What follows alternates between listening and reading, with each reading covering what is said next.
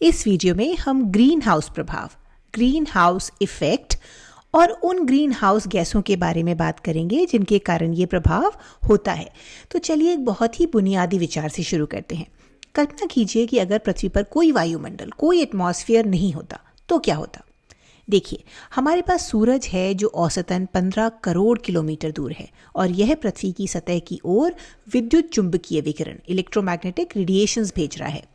हमें वास्तव में सूरज के कुल विकिरण, कुल रेडिएशन का एक बहुत बहुत छोटा हिस्सा ही मिलता है और यही हिस्सा पृथ्वी की सतह को गर्म करने के लिए काफ़ी है।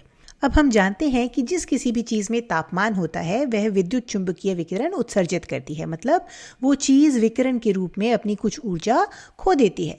तो इसका मतलब है कि गर्म होने पर पृथ्वी की सतह भी कुछ ऊर्जा उत्सर्जित करेगी और वह ऊर्जा वापस अंतरिक्ष में यानी स्पेस में चली जाएगी।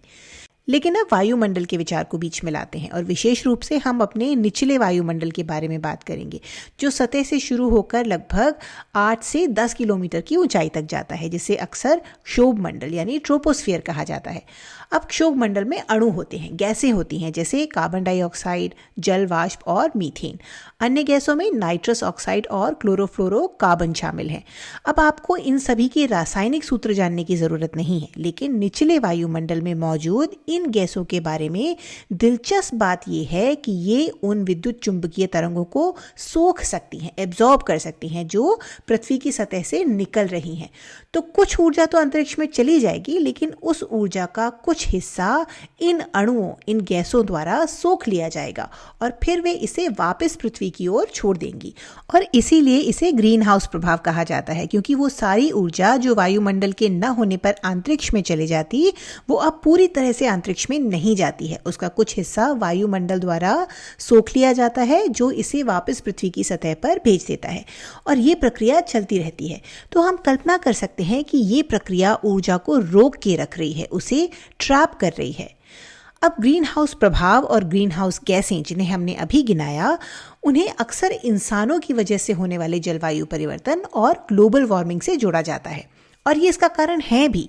लेकिन ये समझना भी महत्वपूर्ण है कि पृथ्वी को रहने लायक बनाने के लिए हमें एक छोटे स्तर पर, एक बेसिक लेवल पर ग्रीन हाउस प्रभाव की ज़रूरत होती है।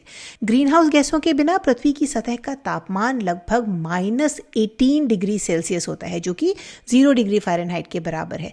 और आप मानेंगे कि ये बहुत बहुत बहुत ठंडा है उस असल औसत तापमान के मुकाबले में जो आज की तारीख में है, यानी 15 डिग्री सेल्सियस, 59 डिग्री फ़ारेनहाइट। और ये औसत मान है, ये महीने के हिसाब से बदल सकते हैं, लेकिन फिर भी मोटे तौर पर ये 15 डिग्री वाला मौसम हम कहेंगे कि सुहावना है, जबकि -18 डिग्री सेल्सियस या 0 डिग्री फ़ारेनहाइट वाला मौसम जमा देने वाला है। तो इससे हम साफ तौर पर समझ सकते हैं कि पृथ्वी को रहने लायक गर्म रखने के लिए हमें इन ग्रीन हाउस गैसों की ज़रूरत है। अब समस्या तब आती है जब इन ग्रीन हाउस गैसों की सांद्रता यानी कॉन्सेंट्रेशन संतुलन से बाहर हो जाती है, यानी बहुत ज़्यादा हो जाती है।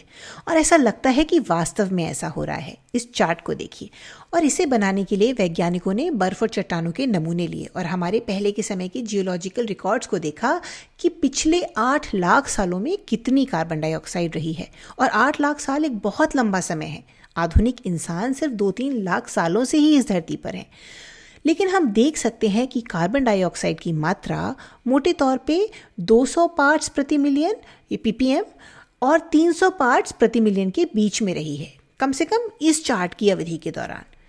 लेकिन हाल के दिनों में हम इस संख्या से कहीं आगे निकल गए हैं, हम इस औसत से लगभग दोगुना हो गए हैं और वास्तव में ये सबसे ऊंचा स्तर है जो हमने 30 लाख सालों में देखा है।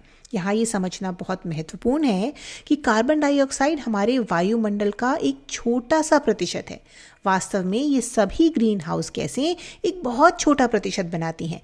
क्षोभ मंडल का 78% भाग नाइट्रोजन है, 21% भाग ऑक्सीजन है और आखिर में 1% में आर्गन, जलवाष्प, कार्बन डाइऑक्साइड और मीथेन जैसी गैसें हैं। तो इतनी कम मात्रा में भी जब सांद्रता इतनी तेज़ी से बढ़ती है तो इसका बहुत बहुत बड़ा असर हम पर पड़ सकता है।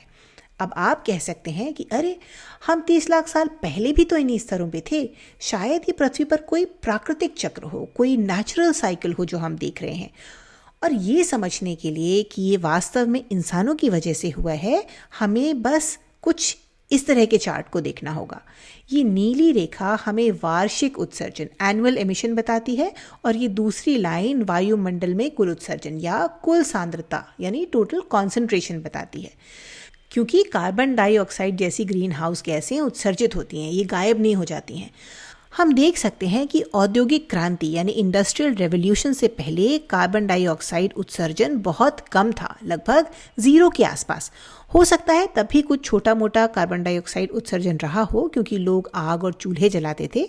लेकिन जैसे ही औद्योगिक क्रांति आई और हमने परिवहन और कारखानों के लिए जीवाश्म ईंधन फॉसिल फ्यूल्स का उपयोग करना शुरू किया, हमारा उत्सर्जन अचानक से काफ़ी ऊपर चला गया और ये वायुमंडल में कुल सांद्रता के उस 8 लाख साल के औसत से ऊपर जाने से बिल्कुल मेल खाता है।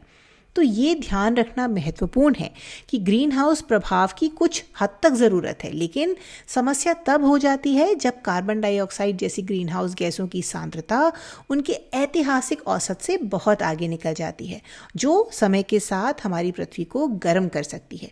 और पृथ्वी के मात्र कुछ डिग्री से गर्म होने से भी हमारे पर्यावरण और मौसम पर बहुत बड़ा प्रभाव पड़ सकता है।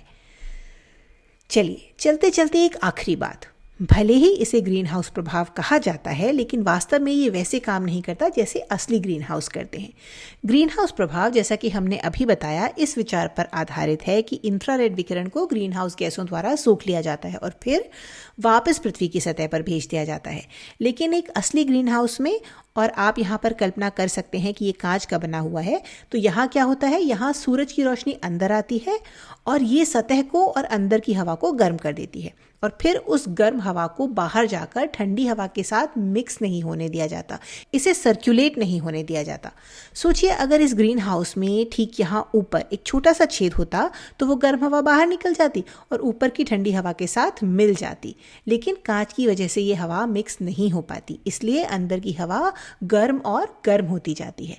लेकिन कांच विद्युत चुंबकीय विकिरण को बाहर जाने देता है, जबकि ग्रीन हाउस गैसें उसे रोक लेती हैं। तो वास्तव में ये एक बिल्कुल अलग भौतिक प्रक्रियाएं हैं, लेकिन हम समझ सकते हैं कि लोगों ने ये रूपक, ये मेटाफर क्यों चुना होगा।